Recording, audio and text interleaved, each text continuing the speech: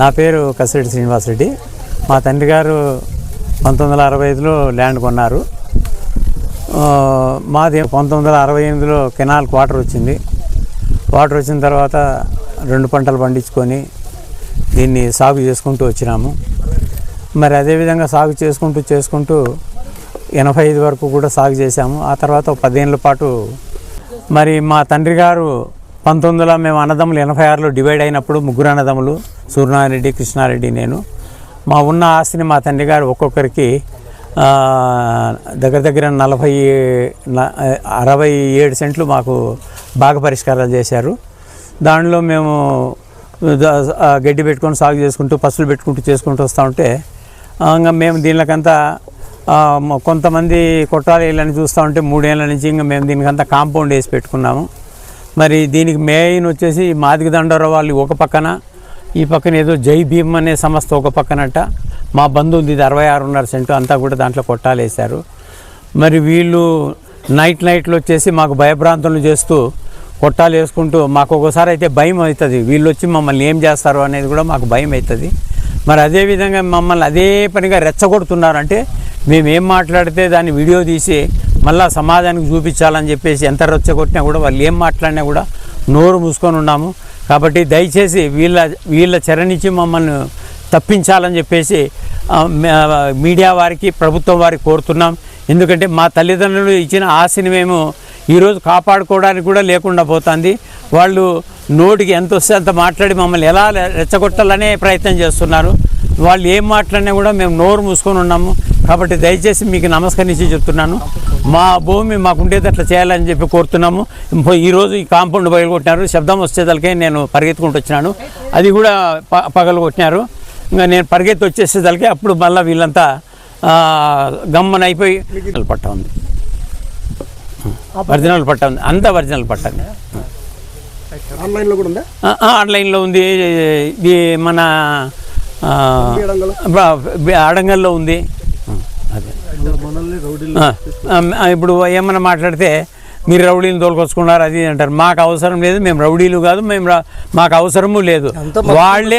వాళ్ళు ఎంత దండోరా వాళ్ళు ఎంత అయితే అంత మనుషులను రెచ్చగొట్టడము, ఇష్టం వచ్చినట్లు మాట్లాడము, వాళ్ళతో మాట్లాడించడము, వాళ్ళకి ట్రైనింగ్ కూడా ఇస్తున్నారు. ఇడే నా ఎదురుగానే మీరు ఇట్లా మాట్లాడండి, వాళ్ళు మీరు ఏం మాట్లాడినా కూడా వాళ్ళు మీ మీద ఏదైనా మాట్లాడితే వెంటనే కేసు పెట్టచ్చు అనే ఉద్దేశంతో మమ్మల్ని చాలా మాకు గండికోట ప్రాజెక్టు కింద మాకు మునకి కింద మా భూములు ఇండ్లు అన్నీ పోయాయి. ఆ డబ్బులతో మేము 2010లో మా చిన్నాయన గారు ఇక్కడ అమ్ముతున్నారు, రైతులు అమ్ముతున్నారంటే మేము ఆ భూమి కొన్నాం. ఆ కొన్ని కాంపౌండ్ వేసుకున్నాం, అంతా చేసుకున్నాము. సరైన రేటు రాక మేము అమ్ముకోలేక అట్లే పెట్టుకున్నాం. మేము ఈరోజు ఈ మాదిగ దండోరాలో ఒక పక్క జేబీ పార్టీ వాళ్ళు ఒక పక్క వచ్చి రాత్రికి వచ్చి మా కంప కొట్టేసి మొత్తం కొట్టాలు గుడిసెలు వేస్తున్నారు. మాకు ఇది గవర్నమెంటు ఇక్కడ మాకే కాదు, మొత్తం చూస్తే మీకు అంతా కనపడుతుంది. ఎక్కడ చూసినా అంతా ఆక్యుపై చేసుకుంటున్నారు వాళ్ళు. మేము ఏం అనేదానికి లేదు, ఏం చేసేదానికి లేదు. మా ఆస్తులను మేము కాపాడుకోలేకపోతున్నాం.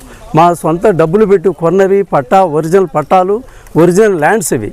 కానీ ఎందుకు గవర్నమెంట్ కానీ పోలీసు వాళ్ళు కానీ సరైన సహకారం అందించి మా భూములు మా సైట్లు మాకు ఇప్పించవలసిందిగా మీ తరఫున, మీడియా మిత్రుల తరఫున గవర్నమెంట్ వారికి, పోలీస్ డిపార్ట్మెంట్కి, రెవెన్యూ డిపార్ట్మెంట్ వారికి కోరుతున్నాను. నా పేరు భారతి. నేను ప్రైవేట్ స్కూల్లో టీచర్గా వర్క్ చేస్తున్నాను.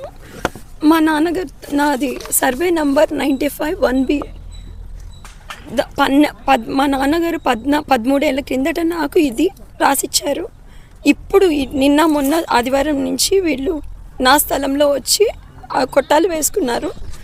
కంప్లీట్గా వచ్చి చూస్తే ఏమీ లేదు. ఇంకా నాకు ఉన్నది ఒక్క ఆస్తి. నా భర్త నాకు ఫిజికలీ హ్యాండిక్యాప్డ్, ఆయనకి కాళ్ళు ఇరిగి నాకు సపోర్ట్ లేదు. ఒంటరిగా నేను పిల్లలు ఇద్దరిని సాకుంటున్నాను. నాకు ఎవ్వరు సపోర్ట్ లేదు. నాకు ఉండేది ఒక్క ఆస్తి. ఇంతకన్నా నాకేం లేదు. ప్రైవేట్ స్కూల్లో జాబ్ చేయాలి, నేను బతకాలి, అంతే. ఇప్పుడు ఇది కూడా ఆక్యుపై చేసుకుంటే వీళ్ళు వచ్చి నేను ఎక్కడ వెళ్ళాలి, ఎక్కడ బతకాలి? నేను ఇంత దౌర్జన్యంగా వీళ్ళు ఇంత ఉండి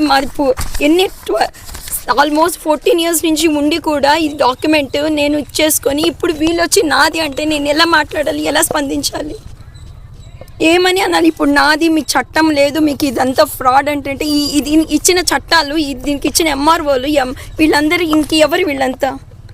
అన్ఎస్కేటెడా ఎస్కేటెడా? మేము ఎలా బతకాలి? As a working as a teacher నాకు ఇది మీరు కలెక్టర్ గారు దయచేసి న్యాయం చెయ్యండి. మీరు ఖచ్చితంగా ఈ న్యాయ పోరాటంలో నాకు సాయం చేస్తారని మీకు జోడించి